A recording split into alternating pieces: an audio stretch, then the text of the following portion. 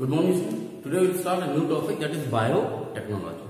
देखिए, इससे पहले तक आपने जो भी चीजें पढ़ी, चाहे आपने रिप्रोडक्शन पढ़ा हो, चाहे उससे पहले आपने माइक्रोब्स के बारे में पढ़ा हो, कहीं ना कहीं इन सब चीजों के बारे में आपको प्रीवियस क्लासेस में कुछ न कुछ इनिशियल इंफॉर्मेशन थी। लेकिन बायोटेक्नोलॉजी एक ऐसा टॉपिक है जो आप 12th क्लास में पहली बार पढ़ रहे हैं। क्यों? क्योंकि इससे पहले ये टॉपिक समझना या जान पाना पॉसिबल नहीं था। और जो अभी तक आपने ज्ञान प्राप्त कर लिया है या जो आपने इन्फॉर्मेशन ऑलरेडी प्राप्त कर ली है, चाहे वो डीएनए को लेकर हो, आरएनए को लेकर हो, डिफरेंट एंजाइम्स को लेकर हो, अब उसका यूटिलाइजेशन यहाँ आपको बायोटेक्नोलॉजी में देखने को मिल जाएगा। तो इसलिए बायोटेक्नोलॉजी जब हम 12th क्लास में शुरू करते, 2 चैप्टर है बायोटेक्नोलॉजी में। पहले चैप्टर में हम डील करेंगे प्रिंसिपल्स और प्रोसेस क्या है, किस तरीके से बायोटेक्नोलॉजी की प्रोसेस की जाती है। और जो नेक्स्ट चैप्टर आएगा बायोटेक्नोलॉजी का, उसमें हम उसके एप्लीकेशन देखेंगे कि बायोटेक्नोलॉजी यूज कहाँ पे होती है। तो यूज कहाँ पे होती है वो तो हमको बड़ा आसान हो जाता है, लेकिन प्रिंसिपल और प्रोसेस क्या है, कौन कौन से टूल्स है, कौन कौन सी टेक्निक्स हैं जो बायोटेक्नोलॉजी में यूज होती है, या कैसे बायोटेक्नोलॉजी में काम किया जाता है, एक्चुअली बायोटेक्नोलॉजी है क्या, ये जानना हमको सबसे पहले बहुत जरूरी है। देखिए, बायोटेक्नोलॉजी के वर्ड को मैं बाइफरकेट करूं तो बायोटेक्नोलॉजी 2 वर्ड से बना हुआ है, बायो और टेक्नोलॉजी। तो आप सिंपल ऐसा समझिए कि जब कभी भी बायोलॉजिकल ऑब्जेक्ट में, बायोलॉजिकल सिस्टम में टेक्नोलॉजी का यूज किया जाए तो वो क्या कहलाएगा? बायोटेक्नोलॉजी। आर मेरी बात? Whenever the technology used in biological object, it can be considered as biotechnology. अब जहां तक बायोटेक्नोलॉजी की एक नॉर्मल लेमैन के लिए मैं बात करूं कि क्या क्या समझेगा कैसे, तो कोई भी technique which includes living organism, enzyme, और इनका यूज करके कोई ऐसे प्रोडक्ट का फॉर्मेशन करना जो ह्यूमन बीइंग के लिए क्या हो, यूजफुल हो। तो आप ऐसा समझिए कि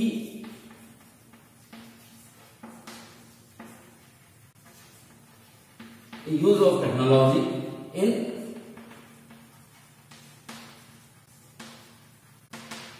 living organism and enzymes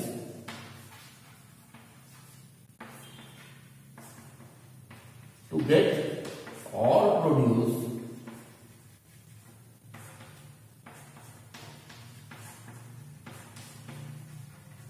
useful product for human being। तो अल्टीमेटली हमारा गोल क्या है? To get a useful product for human being. यही काम है biotechnology. So use of technology करना है, किसके ऊपर यूज करना है हमको? लिविंग ऑर्गेनिज्म और एंजाइम के ऊपर करना है। उससे क्या मिलना चाहिए हमको? फॉर टू गेट और to produce useful product for human being. इसी को हम कहते हैं क्या? बायोटेक्नोलॉजी। अब आप समझ जाइए, यदि मैं स्मॉल स्केल में बात करूं,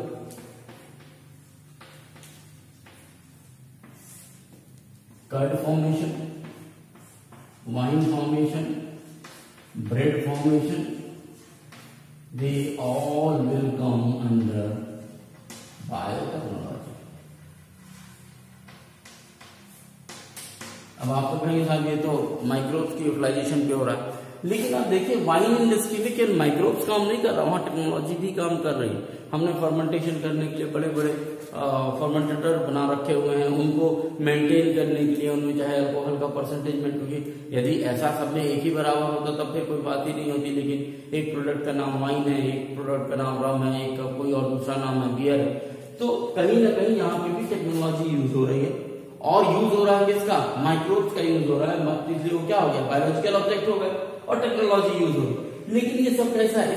smaller scale, not in the sense of production, smaller scale in the sense of कि इनकी सिंप्लिसिटी है, इसमें बहुत ज्यादा हमको काम करने की जरूरत नहीं है, या यूं कहिए इसमें टेक्नोलॉजी बहुत ज्यादा हम यूज नहीं कर रहे। हमने माइक्रोब्स उठाए, उनको यूज किया, फर्मेंटेट करने के लिए यूटिलाइज किया, और वो जो प्रोडक्ट निकला उसको हमने जरूर जो है तो क्या किया, ये जो प्रोडक्ट मिला इसको हमने जरूर सिंथेसाइज किया, इसको प्रिपेयर किया, मॉडिफाई किया। लेकिन फॉर्मेशन की में हमने बहुत ज्यादा यूज नहीं किया, हमने केवल माइक्रोब्स यूज किए जिनमें फर्मेंटेशन की प्रोसेस हो गई। तो ये तो बात हो गई किसकी? स्मॉलर स्केल बायोटेक्नोलॉजी यूज की। लेकिन ये हो रहा है, घरों में भी हम दूध लेते हैं और उसमें थोड़ा सा इनोकुलम दही डाल देते हैं, उसके बाद ये लैक्टोबैसिलस बैक्टीरिया डाल देते हैं और you will find the curd next. So कहने का मतलब यहाँ पे भी टेक्नोलॉजी है, माइक्रो ऑर्गेनिज्म है जो टेक्नोलॉजी के तहत उसको क्या कर रहे हैं, कर्ड में कन्वर्ट कर रहे हैं, हमारे लिए काम कर रहे हैं। इसके अलावा स्मॉलर स्केल के अलावा कुछ लार्जर स्केल भी।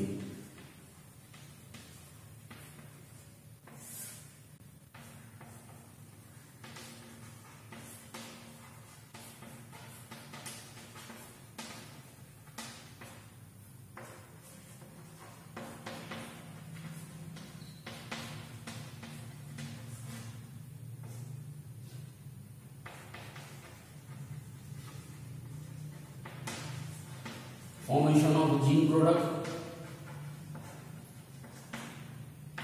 या इन दो के अलावा हम एक चीज और भी बात कर सकते हैं कि डिलीटिंग और डीएनए, पहले दो की बात करते हैं। इन विट्रो फर्टिलाइजेशन टेस्ट, क्या ये बायोटेक्नोलॉजी है? Answer is yes, this is in biotechnology. क्यों? क्योंकि यहां पर हम ह्यूमन प्रोडक्ट का फॉर्मेशन कर रहे हैं, कोई एक ऐसा प्रोडक्ट बना रहे हैं जो ह्यूमन के वेलफेयर के लिए हो, उनके काम के लिए यूजफुल प्रोडक्ट हो। क्यों? क्योंकि सपोज करो किसी कारणवश किसी पेरेंट में प्रोसेस ऑफ फर्टिलाइजेशन नहीं हो पा रहा और उस कंडीशन में हम टेस्ट ट्यूब बेबी में कितना टेम्परेचर मेंटेन करना है, किस तरीके की प्रोसेस करना है, ये देखने का काम हम यहाँ पर करते हैं।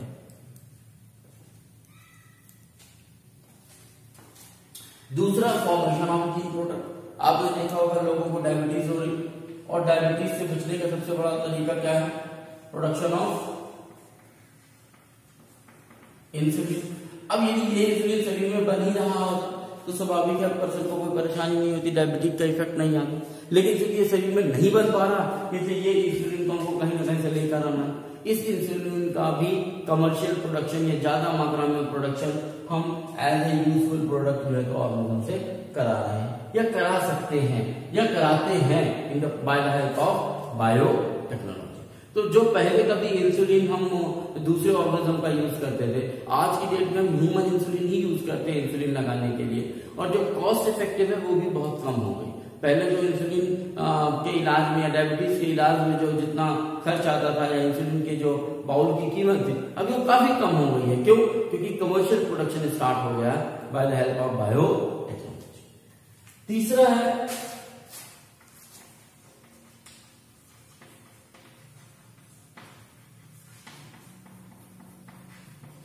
Correcting any DNA. अब करेक्टिंग एनी डीएनए क्या है? डेवलपिंग ए डीएनए वैक्सीन, और आप ऐसा भी समझिए कि वैक्सीन की बात कर लूं मैं, या करेक्टिंग ए डिफेक्टेड जीन। डिफेक्टेड जीन कैसे होगा आप समझिए, डीएनए और डिफेक्टेड जीन लिख देता हूं तो ज्यादा अच्छा होगा। डिफेक्टेड जीन यदि हम बात करें, आपने एमिनोस्टेसिस पढ़ा होगा,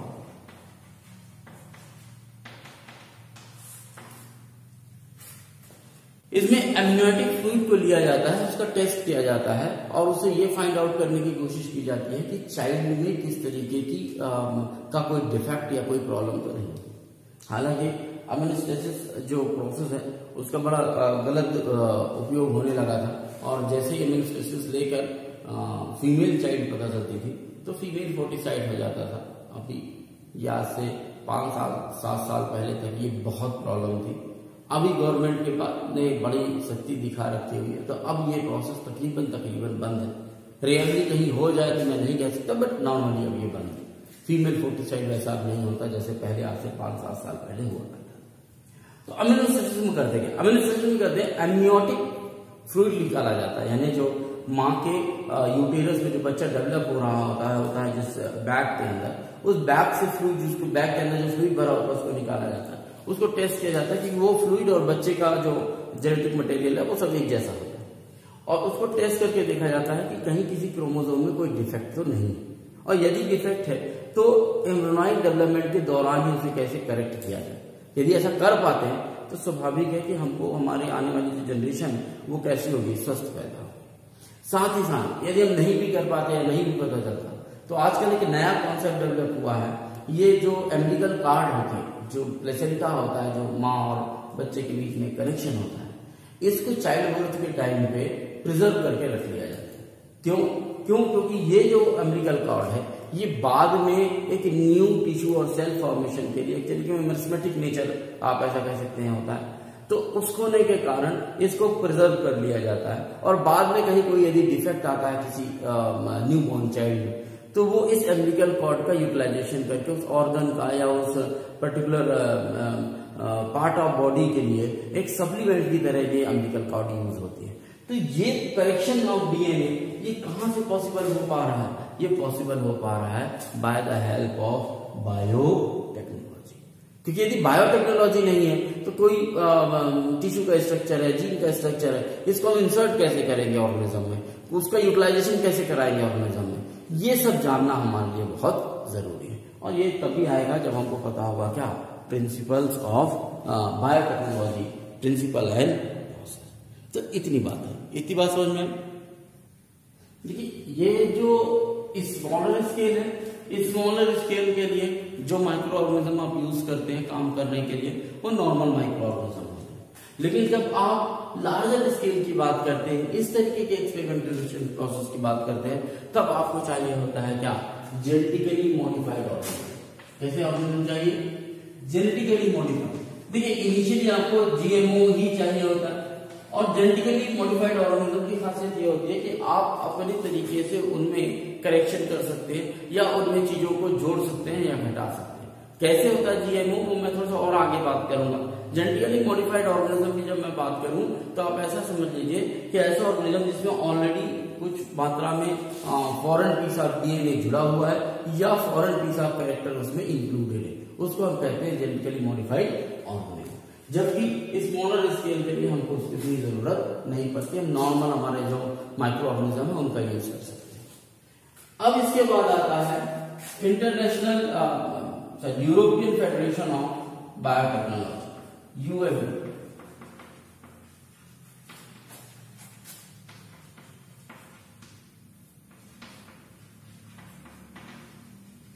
अब यूएफबी जो है बायोटेक्नोलॉजी के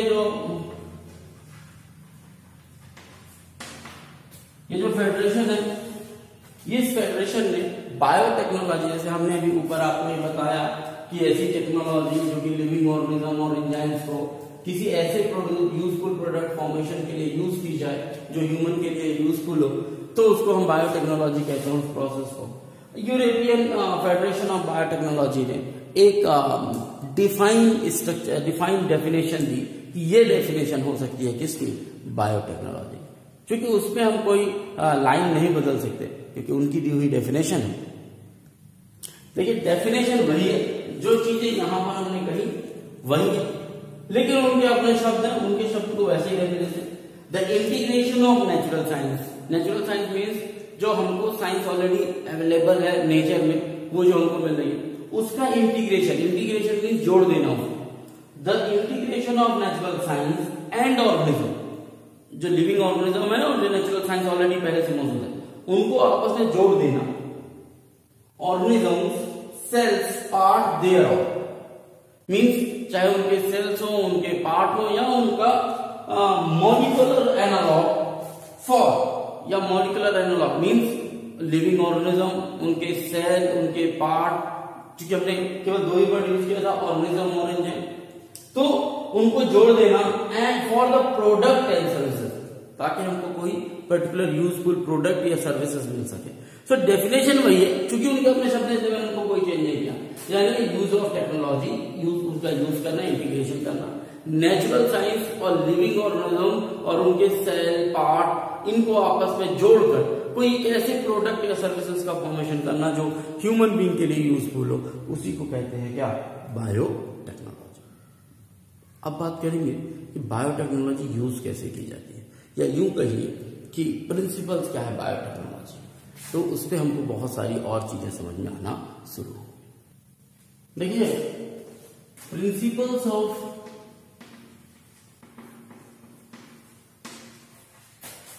बायोटेक्नोलॉजी की यदि मैं बात करूं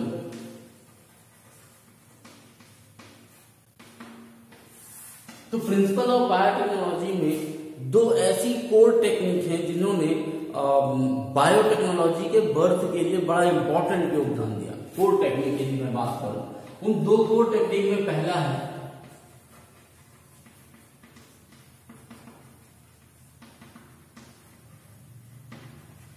जेनेटिक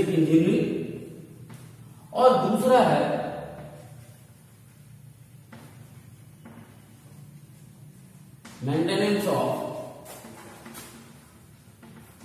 स्टेराइल कंडीशन।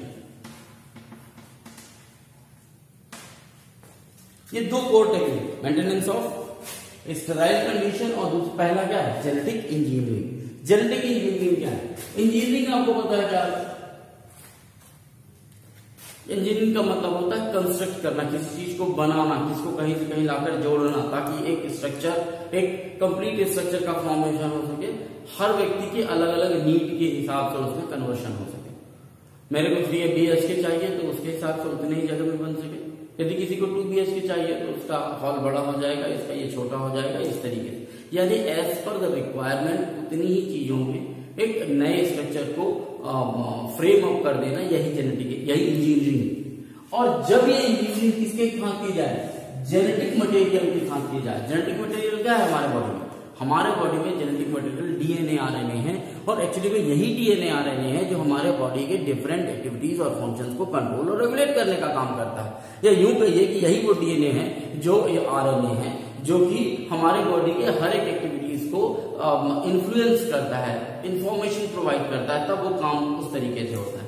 सो यदि हम किसी तरीके से अपने जेनेटिक मटेरियल को इंजीनियर्ड करके इस तरीके से बना दें कि हमारे हिसाब से वो काम करना शुरू कर दें, तो वो कहलाएगी क्या, जेनेटिक इंजीनियरिंग। आगे अब जेनेटिक इंजीनियरिंग जो एक कोर टेक्नोलॉजी है जो कि बायोटेक्नोलॉजी में देखने को मिलती है, यदि मैं इसकी बात करूं तो technique that alter the density of the genetic material, और you can say that chemistry of the genetic material. Technique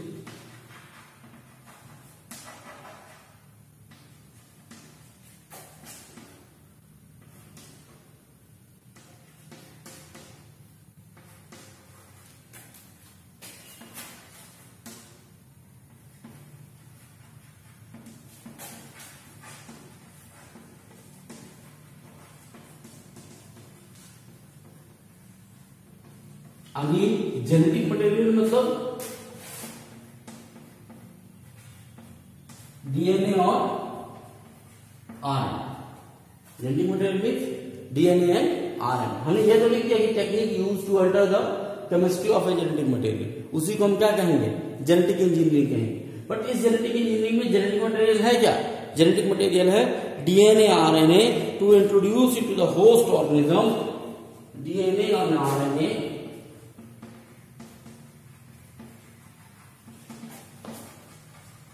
host organism and ये केवल होस्ट ऑर्गेनिज्म में जाए नहीं, होस्ट ऑर्गेनिज्म की भी जो एक्टिविटीज है उनको भी क्या कर दे, अल्टर कर दे, thus change the phenotype of and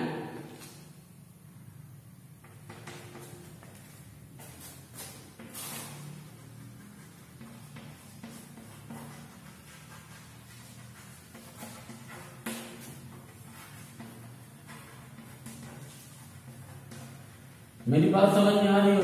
मैं ये कह रहा हूं कि सबसे पहला काम क्या है हमारा, जेनेटिक, या सबसे कोर टेक्नोलॉजी क्या है, या यूं कहिए कि जो वो टेक्नोलॉजी जिसने बायोटेक्नोलॉजी को जन्म दिया, तो सबसे पहला जेनेटिक इंजीनियरिंग। बिना जेनेटिक इंजीनियरिंग बायोटेक्नोलॉजी पॉसिबल नहीं।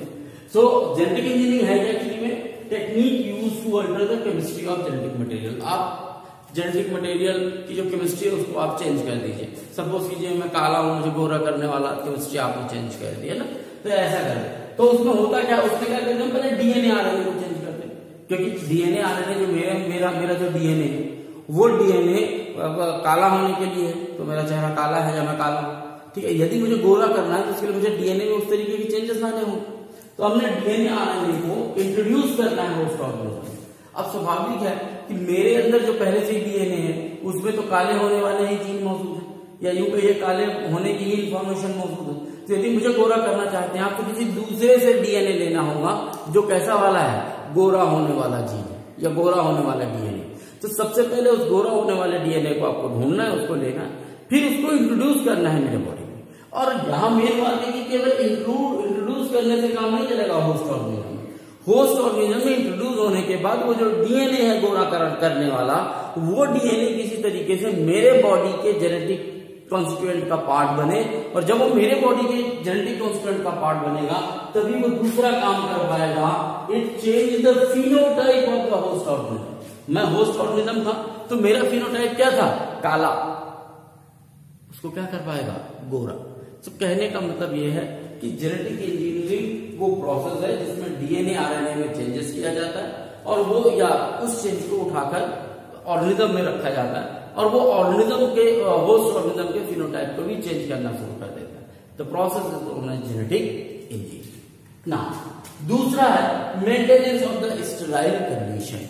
देखिए स्टेराइल कंडीशन का मतलब क्या है, जब आपने होस्ट ऑर्गेनिज्म में कोई डीएनए डाल दिया, अब स्टेराइल कंडीशन मेंटेन होनी चाहिए, क्योंकि यदि स्टेराइल कंडीशन मेंटेन नहीं होगी तो दूसरे माइक्रो ऑर्गेनिज्म ग्रो होना शुरू होंगे, और उस कंडीशन में आपका जो डिजायर कैरेक्टर है वो अपने आप को एक्सप्रेस नहीं कर पाएगा। आर मेरी बात sir? So microbial contaminated free ambience in chemical engineering process to enable the growth of only desire microbes of biotechnology product.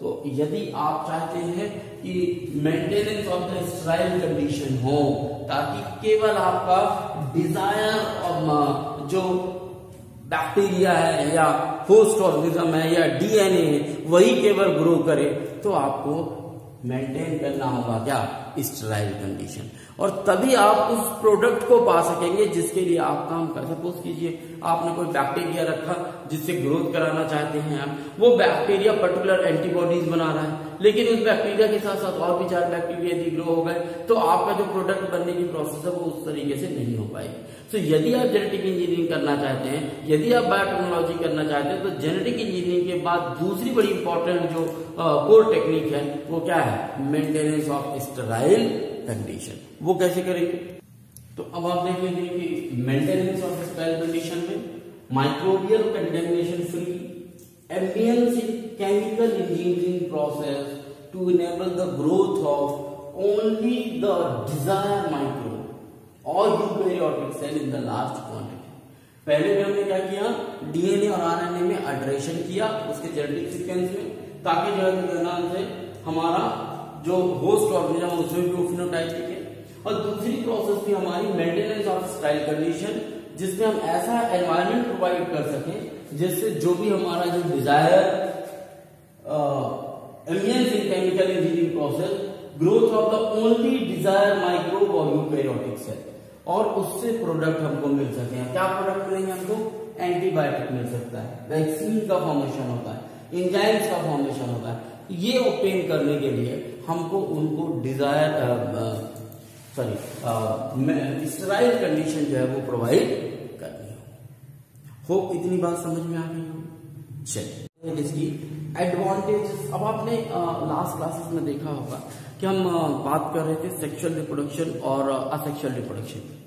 कभी आपने सोचा कि हम उसमें भी ये बात की है हमने कि असेक्सुअल रिप्रोडक्शन के क्या बेनिफिट हैं और हार्म है, और सेक्सुअल रिप्रोडक्शन के क्या बेनिफिट है, हार्म। देखिए जहां तक असेक्सुअल रिप्रोडक्शन की बात की जाए, वहां पर जो जेनेटिक सीक्वेंस है वो कंस्टेंट रहते हैं, या यूं कहिए कि एक जैसे रहे आते हैं जनरेशन टू जनरेशन। लेकिन जब आप एक सेक्सुअल रिप्रोडक्शन की बात करते हैं तो वहां पर जो जेनेटिक मटेरियल है उसमें क्या होता रहता है, चेंज होते रहता है, अल्टर होते रहता है। और वो चेंज और अल्टर होने का कारण होता है कि यहाँ पर दो अलग अलग प्रोजेनी के गैमेट आपस में आकर जुड़ते हैं या क्रोमोसोम आपस में जुड़ते हैं और एक न्यू प्रोजेनी का फॉर्मेशन होता है। यानी दो अलग अलग इंडिविजुअल के गैमेट आपस में मिलकर एक न्यू प्रोजेनी बनाते हैं। चूंकि दो अलग अलग के बना रहे हैं जुड़ के, तो स्वाभाविक है जो तीसरे का बनेगा वो अलग तरीके का बनेगा। लेकिन अब एक ही पौधे से टूट कर कोई चीज, एक नई चीज बन रही है, तो इसमें आप किसी और दूसरे का दखल तो है नहीं, तो ये जैसा है वैसा ये भी बनेगा सेक्सुअल रिप्रोडक्शन में। लेकिन सेक्सुअल रिप्रोडक्शन में मदर और फादर दोनों साइड से आते हैं, तो जो चाइल्ड का फॉर्मेशन होता है वो दोनों के कैरेक्टर कैरी करता है। दोनों के कैरेक्टर कैरी करने के साथ साथ जो चाइल्ड होता है उसमें आपको वेरिएशन देखने को मिलता है, डिफरेंसेस देखने को मिलते हैं। वो बिल्कुल सिमिलर या तो अपने फादर की तरह नहीं है या सिमिलर अपनी मदर की तरह भी नहीं है। और ये भी वेरिएशन कहीं ना कहीं उस चाइल्ड को, उस ऑर्गेनिज्म को इवोल्यूशन की प्रोसेस की तरफ ले जाते हैं। कुछ हायर कैरेक्टर डेवलप हो जाते हैं उस बच्चे में या उस प्रोजेनी में। और इसी प्रोसेस के कारण सेक्सुअल रिप्रोडक्शन बड़ा इंपॉर्टेंट फैक्टर है वेरिएशन जनरेट करने के लिए, इवोल्यूशन को जो है तो क्या नाम से प्रोसेस करने के लिए सेक्सुअल रिप्रोडक्शन बड़ा इंपॉर्टेंट होता है। प्लस यदि किसी स्पेसीज में हम असेक्सुअल रिप्रोडक्शन कर रहे हैं और वो असेक्सुअल रिप्रोडक्शन करके उन्होंने बहुत लार्ज नंबर ऑफ स्पेसीज बना ली, और यदि किसी एक, चूंकि सब में जेनेटिक कॉन्स्टिट्यूएंट एक तरीके का है, तो यदि कोई एक डिफेक्ट आ गया उस जनरेशन में तो पूरी पूरी जनरेशन क्या हो जाएगी, खत्म हो जाएगी। लेकिन यदि सेक्सुअल रिप्रोडक्शन होता है जहां पर हर नेक्स्ट जनरेशन जो है वो पहले जनरेशन से क्या होती है, डिफर करती है, तो ऐसे में यदि कोई जेनेटिक बीमारी आ भी गई तो वो उस पर्टिकुलर ग्रुप वालों के साथ रह के और खत्म हो जाएगी, नेक्स्ट वालों के साथ कैरी फॉरवर्ड नहीं होगी, क्योंकि इनका जेनेटिक कॉन्स्टिट्यूएंट कैसा हो गया है, अलग हो गया। तो सेक्सुअल रिप्रोडक्शन के कुछ फायदे हैं ओवर टू असेक्सुअल रिप्रोडक्शन, चाहे वो वेरिएशन को लेकर हो, चाहे वो इवोल्यूशन को लेकर हो, चाहे वो डिसीज कंडीशंस को लेकर हो। अब इसी सेक्सुअल रिप्रोडक्शन को भी मैं लेकर कहूं तो इनिशियल लेवल पे जब प्रोसेस होती थी तो हाइब्रिडाइजेशन होता था। आपने लोअर क्लासेस में हाइब्रिडाइजेशन की प्रोसेस पढ़ी। हाइब्रिडाइजेशन में क्या होता है, हाइब्रिडाइजेशन में एक स्पीसीज होती है मान लीजिए ए और दूसरी स्पीसीज है मान लीजिए ई, इन दोनों के आपस में क्रॉस कराए जाते हैं। इसके कुछ कैरेक्टर होते हैं जो हमको पसंद होते हैं, इसके कुछ कैरेक्टर होते हैं जो हमको पसंद होते हैं। हम एक ऐसी सी वैरायटी चाहते हैं जिसमें जो हाइब्रिड वैरायटी हो, जिसमें इन दोनों के यूजफुल कैरेक्टर हमारे पास आ जाए और जो इनके हार्मफुल वाले कैरेक्टर हैं उनकी हमको जरूरत नहीं। ये एक प्रोसेस है जो हाइब्रिडाइजेशन होता था, और जब हम हाइब्रिडाइजेशन करते थे तो हमको बहुत बार इंक्लूजन और मल्टीप्लिकेशन की प्रोसेस करनी होती थी, या यूं कहिए कि हम मल्टीप्लाई करते थे, बार बार आपस में उनको क्रॉस कराते थे। हमारा जो डिजायर कैरेक्टर नहीं आए तो उसको हटा देते थे, फिर दूसरे का क्रॉस कराते थे। तो बड़ी लंबी चौड़ी प्रोसेस चलती थी, काफी टाइम ऑफ ड्यूरेशन लगता था, और हमको वो स्पीसीज सी पाने के लिए जो हमारा डिजायर कैरेक्टर वाला प्लांट हुआ करता था। अरे बस क्यों, क्योंकि आप पौधे को तो नहीं समझा सकते कि आप केवल ये कैरेक्टर हमको चाहिए, दूसरे कैरेक्टर नहीं चाहिए। जैसे हमने 9th और 10th में कभी बात दी होगी, माने कोई राइस प्लांट है, स्पीसीज ये है, ये साइज में छोटा होता है लेकिन पानी कम लेता है, तो उस जगह पे भी उगाया जा सकता है जहां पानी कम गिरता है। जबकि बी स्पीसीज है जो डिजीज रेजिस्टेंस है। अब हमको क्या चाहिए, सी स्पीसीज चाहिए जो ए के अच्छे अच्छे कैरेक्टर और बी का डिजीज रेजिस्टेंस साथ में ले ले और आगे प्रोसेस कर जाए। लेकिन कई बार ऐसा होता था कि स्पीसीज सी में हाई वैरायटी है, क्वालिटी अच्छी है, उसकी साइज छोटी है, कम पानी है, इसका डिजीज वाला भी आ गया, लेकिन ये डिजीज रेजिस्टेंस भी है, लेकिन उसके साथ साथ पता चला एक आध दो और ऐसे कैरेक्टर आ गए जो हमारे लिए यूजफुल नहीं है, अनवांटेड है, लेकिन हमको उनको भी बियर अप करना पड़ता था। जब हम क्या करते थे, नॉर्मल हाइब्रिडाइजेशन या आर्टिफिशियल हाइब्रिडाइजेशन की प्रोसेस करते थे। अभी हम क्या करते हैं, अभी हम करते हैं जेनेटिक इंजीनियरिंग। जेनेटिक इंजीनियरिंग आने का क्या फायदा है वो समझ जाए। जेनेटिक इंजीनियरिंग में हम सीधे सीधे डीएनए को अल्टर करते हैं, आरएनए को अल्टर करते हैं और इंट्रोड्यूस करा देते हैं उस प्लांट में जिस प्लांट में हमको जो जो कैरेक्टर चाहिए। जो हमारे अनडिजायरेबल कैरेक्टर है उनको अल्टर कर देते हैं तो वो अपना एक्सप्रेशन बंद कर देते हैं, और जो हमारे यूजफुल दूसरे डीएनए कैरेक्टर हैं उनको किसी दूसरे से लाके उसमें इंट्रोड्यूस कर दिया जाता है। तो इस तरीके से, जैसे सपोज कीजिए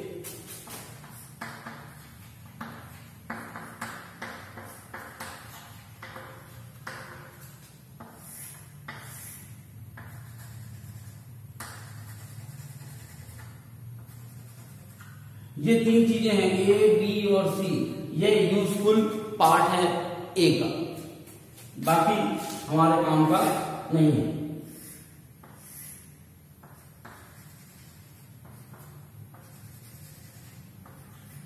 और स्पीसीज बी में एक्स और वाई हमारे काम की चीजें, हमको कुछ नहीं करना है, इस एक्स और वाई को यहां से काटना है और इनको इंट्रोड्यूस कर देना है कहां, इनके साथ।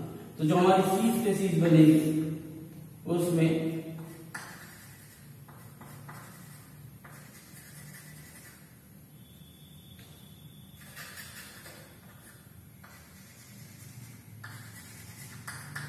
तो वहां पर एक्स भी है, ए भी है, फिर वाई भी है, फिर बी भी है और सी भी, तो हमारी ये सी स्पीसीज आ गई।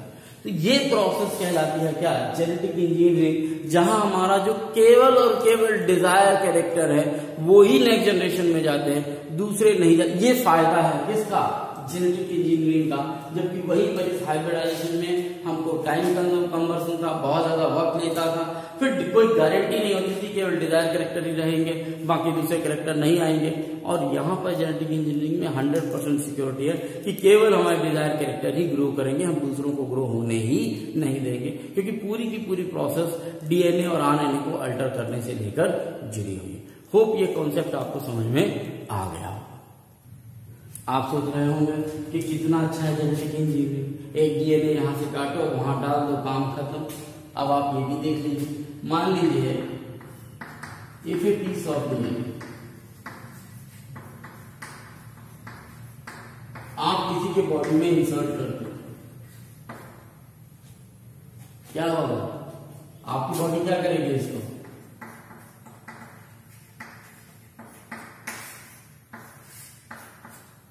डाइजेस्ट कर लेगी, फॉरेन पार्टिकल समझेगी, या तो जो है तो क्या नाम से, यदि आपने मान लिया इंसर्ट कर दिया कहीं डीएनए पीस काट के डाल दिया, तो आपकी बॉडी इसको फॉरेन पार्टिकल समझ के या तो खत्म कर देगी, या यदि स्टमक तक पहुंच गया जहां जहां डाइजेस्टिव एंजाइम है वहां डाइजेस्ट हो जाएगा, बचने वाला नहीं है ये डीएनए।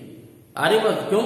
ये जो डीएनए क्या है, ये एक तरीके का प्रोटीनस सब्सटेंस है, आसानी से डाइजेस्ट हो जाएगा। लेकिन यदि यही डीएनए को आप इंसर्ट कर दीजिए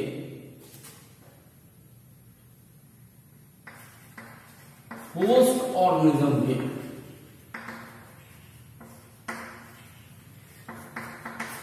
genetic material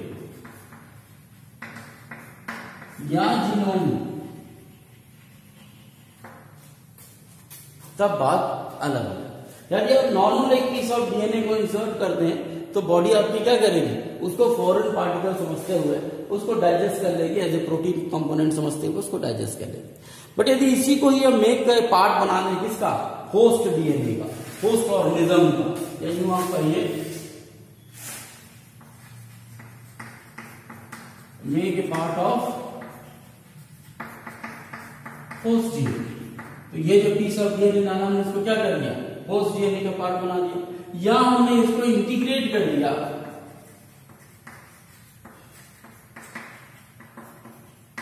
genetic sequence of host organism, integrate कर दिया किसके साथ? Genome of the, integrated with the genome of.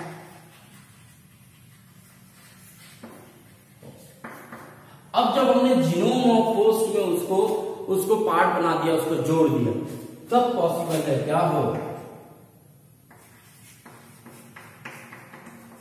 Replication of genome. और जब रेप्लिकेशन ऑफ जीनोम होगा तो वो जो foreign particle of DNA, piece of DNA जो इसमें जोड़ दिया था हमने,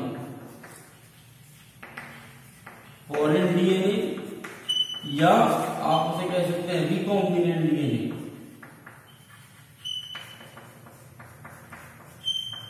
ये भी अपने आप को क्या करेगा? एक्सप्रेस करेगा, या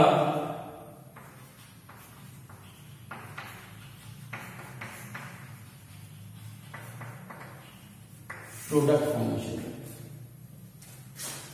तो हमने पीस ऑफ डीएनए डाला। अब ये जब तक डीएनए का पार्ट नहीं होगा तब तक वो कोई भी काम नहीं करेगा, और जैसे ही वो रेसिपेंट जीनोम का पार्ट होगा, इट स्टार्ट फंक्शनिंग, इट में multiply and inherited that for the next generation, and alien DNA part of the chromosome. ये जो फॉरेन डीएनए है या एलियन डीएनए या रिकॉम्बिनेंट डीएनए हो गया, वो अपने आप को एक्सप्रेस करना शुरू करेगा। लेकिन कब? जब वो इस डीएनए का पार्ट होगा तब। ऐसा क्यों? ऐसा इसलिए क्योंकि यदि कोई भी पीस ऑफ डीएनए आप यूं ही काट के, किसी भी मेथड के थ्रू, अपना यहां एंजाइम की बात करेंगे आगे, काट के आपने इस पीस ऑफ डीएनए में इंसर्ट कर भी दिया तो ये काम नहीं करेगा। क्यों? क्योंकि इस डीएनए को एक्सप्रेस होने के लिए इसमें रेप्लिकेशन होना, इसमें ट्रांसक्रिप्शन होना जरूरी है, इसका तो अलग होना जरूरी है, इसमें आरएनए का फॉर्मेशन जरूरी है, उस आरएनए से प्रोटीन का सिंथेसिस जरूरी है या प्रोडक्ट बनने की जरूरत है। और इसकी ये प्रोसेस तभी पॉसिबल हो सकेगी जब ये किसी जीनोम का पार्ट हो, ये किसी क्रोमोसोम का पार्ट हो। क्यों? क्योंकि क्रोमोसोम के अंदर ही एक स्ट्रक्चर मौजूद होता है जिसे कहते हैं ओरी, ओरिजिन ऑफ रेप्लिकेशन, यानी इस डीएनए सेगमेंट में कोई काम नहीं हो सकता, भले उसने वो पूरी इंफॉर्मेशन कैरी की हुई है, ये तभी एक्टिव होगा, तभी काम करेगा जब ये किसी क्रोमोसोम का पार्ट बन जाए। अब कोई भी डीएनए आप काट कर लाएंगे, मेरे शरीर में डालेंगे, तो मेरे शरीर में ही तो क्रोमोसोम है। यदि मेरे शरीर के किसी पर्टिकुलर क्रोमोसोम का वो पार्ट बनता है, तब वो क्रोमोसोम का जब रेप्लिकेशन की प्रोसेस होगी, ओरिजिन ऑफ रेप्लिकेशन से जब वो प्रोसेस स्टार्ट होगी, तब बीच में जहां कहीं पे भी ये डीएनए का पार्ट आएगा, ये भी रेप्लिकेट होगा, इससे भी जो है तो प्रोडक्ट का फॉर्मेशन होगा। पर यदि आप इसको अलग से छोड़ दें और ये सोचे कि ये रेप्लिकेट कर जाए और प्रोडक्ट का फॉर्मेशन करे, वो पॉसिबल नहीं। बात समझ में? तो आप ये समझ जाइए कि ये जो पीस ऑफ डीएनए आया, इसको, इस पीस ऑफ डीएनए को, ये जो सेल है, सेल के अंदर जो न्यूक्लियस है, न्यूक्लियस के अंदर जो क्रोमोसोम है, इस डीएनए को इसका पार्ट बनना होगा। सपोज कीजिए ये मैंने यहां पर इसको जोड़ दिया है काट के, आगे पास में, क्यों? क्योंकि इसी क्रोमोसोम के अंदर यहां पर एक स्ट्रक्चर मौजूद है जिसको हम क्या कह रहे हैं, ओरिजिन ऑफ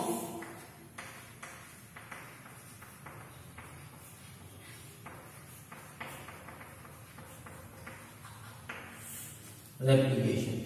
एक सिंगल पीस ऑफ डीएनए में ओरिजिन ऑफ रेप्लिकेशन नहीं होता, और इसीलिए इस सिंगल पीस ऑफ डीएनए को जीनोम का, होस्ट ऑर्गेनिज्म के जीनोम का, क्रोमोसोम का पार्ट बनना बहुत जरूरी है, उसमें इंसर्ट होना बहुत जरूरी है, तभी वो क्या कर पाएगा, एक क्रोमोसोम की तरह बिहेव कर पाएगा, या यूं कहिए रेप्लिकेट होगा, तभी वो अपने प्रोडक्ट का फॉर्मेशन कर पाएगा। और आपको पता होगा कि एक क्रोमोसोम में एक ही ओरिजिन ऑफ रेप्लिकेशन होता है।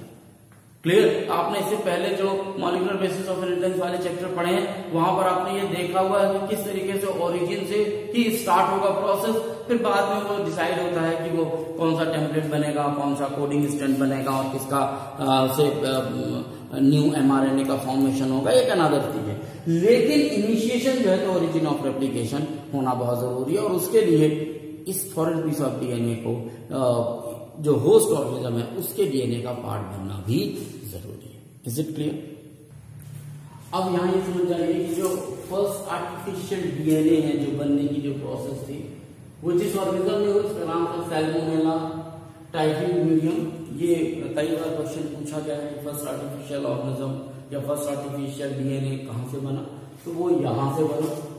Organism through which first recombinant DNA after linking the antibiotic resistance gene with the plasmid, तो इनके प्लाज्मिड के साथ उसको लिंक किया गया, यही कहीं उस प्लाज्मिड से निकाला गया था, और ये काम किया था किससे, Stanley Cohen and Herbert Boyer ने 1972 में। हालांकि देखने और सुनने में जितना आसान लगता है कि किसी प्लाज्मिड आपको याद होगा, हमने प्रीवियस क्लासेस में बताया है कि एक सर्कुलर डीएनए है जो बैक्टीरिया में मौजूद होता है। तो ये सर्कुलर डीएनए सेल्फ रेप्लिकेटिंग होता है other than genetic material of bacteria, यानी बैक्टीरिया का जो जेनेटिक मटेरियल होगा उसके बैक्टीरिया का जेनेटिक मटेरियल होगा, इसके अलावा एक सर्कुलर डीएनए मौजूद होता है, और ये सर्कुलर डीएनए को हम क्या कहते हैं, प्लाज्मिड। याद रखिएगा, प्लास्टिड और प्लाज्मिड में बड़ा कंफ्यूजन होता है। तो प्लास्टिड, क्लोरोप्लास्ट, ल्यूकोप्लास्ट, क्रोमोप्लास्ट, ये प्लाज्मिड है जो कि एक्स्ट्रा सर्कुलर डीएनए मटेरियल है जो कि कुछ बैक्टीरिया में देखने को मिलता है। और इनकी खासियत यह होती है कि बैक्टीरिया रेप्लिकेट करे ना करे, ये अपने आप में सेल्फ रेप्लिकेट कर सकते हैं। तो इनके अंदर जो भी एंटीबायोटिक रेजिस्टेंस एक्टिविटीज होती हैं, या यूं कहिए कि जीन मौजूद होते हैं, उनका यूटिलाइजेशन करने का काम सबसे पहले स्टैनले कोहेन हार्वर्ड बॉयल ने किया था, और वो किस बैक्टीरिया में किया था, सैल्मोनेला टाइफिडियम में किया था, इसीलिए इसको फर्स्ट रिकॉम्बिनेंट डीएनए भी कहते हैं। अब बात आती है कि साहब ये प्लाज्मिड में मान लीजिए ये वाला इतना सा पोर्शन है जो किसी पर्टिकुलर एंटीबायोटिक के लिए एंटीबायोटिक रेजिस्टेंस जीन की तरह काम करता है, तो उसको कैसे करेंगे। तो यहां पर एक बड़ा इंपॉर्टेंट दो एंजाइम्स आते हैं, दरअसल एक का नाम है मॉलिक्यूलर सीजर। मॉलिक्यूलर सीजर इसलिए कहते हैं जिस तरीके से कैंची का काम होता है, दर्जी के पास जाइए एक पर्टिकुलर पोर्शन से वो काट देता है, तो ये मॉलिक्यूलर सीजर भी किसी भी डीएनए को एक पर्टिकुलर पोर्शन से काटने का काम करते हैं। इनको मॉलिक्यूलर सीजर भी कहते हैं, बायोलॉजिकल सीजर भी कहते हैं, और एक तीसरा नाम भी है रेस्ट्रिक्शन एंजाइम।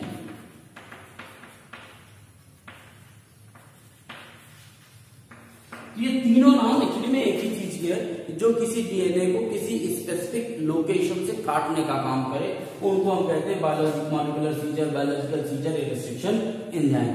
ये भी एक्चुअली में ऑब्टेन किए गए हैं ऑर्गेनिज्म से, यानी ऑर्गेनिज्म को देखा गया कि कुछ ऐसे एंजाइम्स हैं जो ऑर्गेनिज्म के डीएनए को एक पर्टिकुलर सीक्वेंस पे कट करते हैं, और जब हमको ये पता चला तो बाद में हमने इनको ढेर सालों में इकट्ठा करके रख लिया।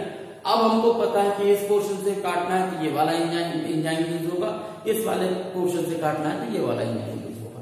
तो हमने क्या किया, इन प्लाज्मिड्स में से इन बायोलॉजिकल सीजर्स का यूज करके उस पर्टिकुलर डीएनए सेगमेंट को कट कर लिया, और बाद में एक और एंजाइम आता है जिसका नाम है डीएनए लाइगेज। या आपने मॉलिक्यूलर बेसिस ऑफ इनहेरिटेंस वाले में भी पढ़ा था, डीएनए लाइगेज जो जोड़ने का काम करता है। यानी कि ये जो हमने डीएनए सेगमेंट काटा, इसको दूसरी जगह लगा के जाके जोड़ने का काम कैसे होगा। जैसे मान लीजिए ये प्लाज्मिड था, ये प्लाज्मिड था, इसको हमने यहां से कट कर लिया, तो ये हमारे पास कट पोर्शन आ गया, ठीक। फिर हम दूसरे स्ट्रक्चर में गए जहां पर हमको इसको जोड़ना है, जिस डीएनए में हमको इसको जोड़ना है वहां पर भी जिस एंजाइम का यूज, जिस रेस्ट्रिक्शन एंजाइम का यूज हमने यहां किया था, वही रेस्ट्रिक्शन एंजाइम का यूज हम इस वाले में करेंगे सेम। तो जब इसी करेंगे तो वो भी जितने जहां जिस एंड से इसको काटा है उसी एंड से इसको काट देंगे। जब इसको काट दिया तो यहाँ पर जगह खाली होगी, इस खाली जगह में ये आगे जाए तो क्या हो जाता है, डीएनए लाइगेज की मदद से जुड़ जाता है। हालांकि ये जितना आमन फिर कहा, जितनी आसान दिख रही प्रोसेस उतनी होती नहीं, और धीरे धीरे चीजें पढ़ते जाएंगे आप बायोटेक्नोलॉजी में तो कॉन्सेप्ट क्लियर होता जाएगा। और डाउट यदि होता है तो मैं अवेलेबल, जब चाहें तब आप डाउट क्लियर कर सकते। तो ये वो कॉन्सेप्ट है जिसके थ्रू बायोटेक्नोलॉजी जो है तो क्या हुई, इनिशिएट हुई, जहां पर हमको डीएनए की किसी पर्टिकुलर सेगमेंट का यूजफुल है यदि, तो उसको कैसे हम किसी दूसरे पार्ट में ले जाके अटैच कर सके ताकि उसका बेनिफिट जो है तो क्या कर सके, रिसीव कर सके। यही बायोटेक्नोलॉजी है।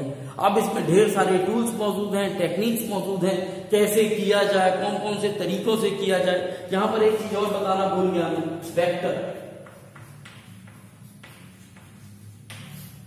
ये जो प्लाज्मिड है ये वेक्टर की तरह काम करते हैं। वेक्टर्स क्या होते हैं, तो वेक्टर आप समझ जाइए कि जिस तरीके से मलेरिया पैरासाइट को एक जगह से दूसरे जगह, यानी एक इन्फेक्टेड पर्सन से एक हेल्थी पर्सन तक ले जाने का काम मच्छरों का होता है, मॉस्किटोज का होता है, ठीक वैसे ही वेक्टर का काम है। ये क्या करते हैं, एक जगह से जो डीएनए उसको पकड़ते हैं और दूसरे जगह के जीनोम में ले जाके इंसर्ट कर देते हैं। ये काम करते हैं कौन, वेक्टर।